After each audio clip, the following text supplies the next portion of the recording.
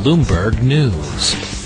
Joining us now by phone from Frankfurt to talk more about the markets, Jim Rogers, chairman of Rogers Holdings. Jim, good morning. Good morning, Carol. How are you? I'm doing okay. Market's not doing so well. You think September was enough to clean out the financial system? Well, I don't know. September and October are traditionally the times when it happens. It was a nice move downward, as you know, but I think there should be more to come. How much more, Jim? I have no idea. It depends on what those clowns in Washington do, and so far they've been made a fool of themselves. I know you've been critical of the guys in Washington, but do they really have any choice at this point? I know, Carol, and you've been supporting them for 15 months. Every time they make a mistake, you think they're doing the right thing, but they're doing the wrong thing. No, they haven't done the right thing. This is terrible for America and for the world. Why should 300 million Americans bail out a few thousand people in the financial community? I just don't understand this. Taxes will go up, interest rates will go up, inflation will go up, the U.S. dollar will go down. Why is this good for the world? Listen, what would happen in your view if we didn't get a bailout plan and we let these firms fail? Well, we would have a sharp decline in the economy and in the stock market, and we would hit bottom, we would clean out the system, and we would start over.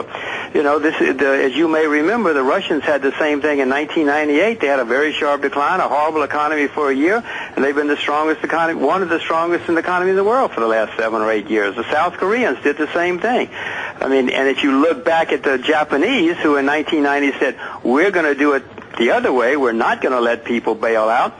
We're not going to, we are going to bail people out. We're not going to let people fail. Mm-hmm. Do you remember the expression zombie banks or zombie companies? Mm-hmm. Well, the Japanese still call the 1990s the lost decade.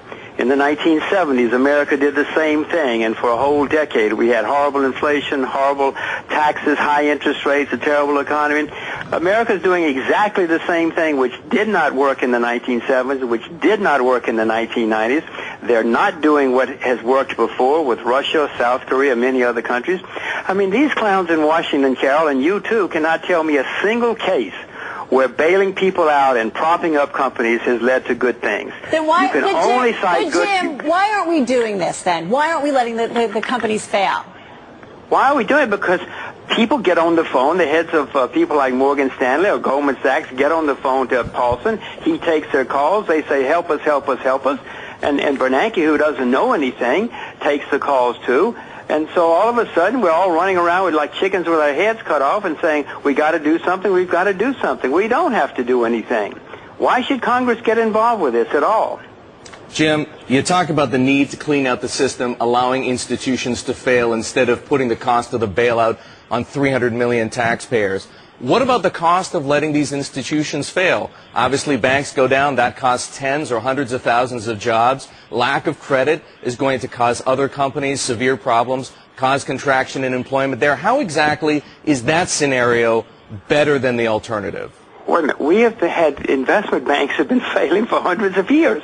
You think this is the first time in history that investment banks have gotten into trouble or that banks have gotten into trouble? I said what would happen is we would have a sharp correction in the stock market and in the economy.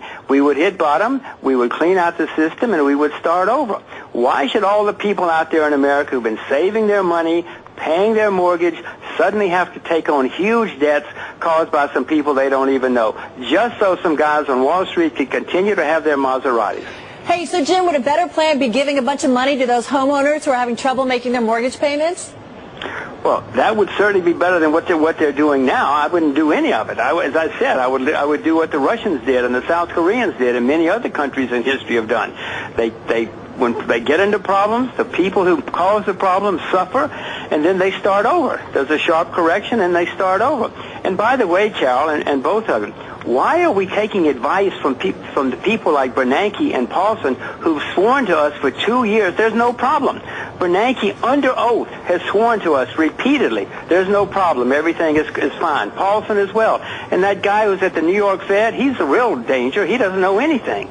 But he thinks he does, and he keeps telling people he does. Jim, why are we taking advice from people who've been dead wrong over and over and over again for 2 years? If you came to me, Carol, and said every month for 2 years to do something that was wrong, do you think I would listen to you? No. Jim, I want you to give our viewers an idea of what a sharp correction is. When you say a sharp correction is necessary, tell me what you think it means in terms of how the stock market would perform, how the economy would perform, how many jobs we would lose, and give them a chance to evaluate that against the scenario being presented to them by lawmakers. Well, let's first of all, the presentation which Paulson and Bernanke are giving us, we know is probably going to lead to at least a decade of hard times in America. At least it did in the 1970s, and it did in the 1990s in Japan. Remember the lost we had a lost decade too, and the Japanese had a lost decade. So pursuing what they're doing is probably going to take a decade. I have no idea how long this will last. America's in worse shape now than it was in the 1970s. So their scenario is going to last a decade, say. I have no idea how long it will last, but if you look at other countries that have gone through this, it's lasted a year or two, and then they started over. Hey, Jim, just got about a minute left here. All right, so then what is your advice to investors? You know, I get a ton of emails, bring back Jim Rogers, find out what he's doing. What are you doing at this point? Well, at this point, I'm mainly sitting and watching. I bought some Swiss francs. I bought some Japanese yen recently. I bought some agricultural commodities recently. I bought some airlines recently. Some of these things are dumped on my head. I bought a few Chinese shares a week or so ago. Mm-hmm. These are things I'm doing, but mainly I'm just sitting and watching. They don't have to do something all the time. It's hard to do something when markets are going down 700 points a day. I mean, maybe if it goes down another sharp correction, maybe that'll hit the bottom. If Congress does nothing, probably the market will collapse a lot, and probably we should all buy. All right. If Congress does something, which I know you don't agree with, do we get a rally in your view, and should we not read too much into it if we get that rally? I suspect if Congress does something, we will get a rally. It's a rally which I would plan to sell. Whether I sell it next week or next month or next year, I don't know. But, Carol, if they do something, what are they going to do next year or the year after when they don't have any bullets left? What are we going to do when next year comes and all of a sudden we have problems again and they've shot?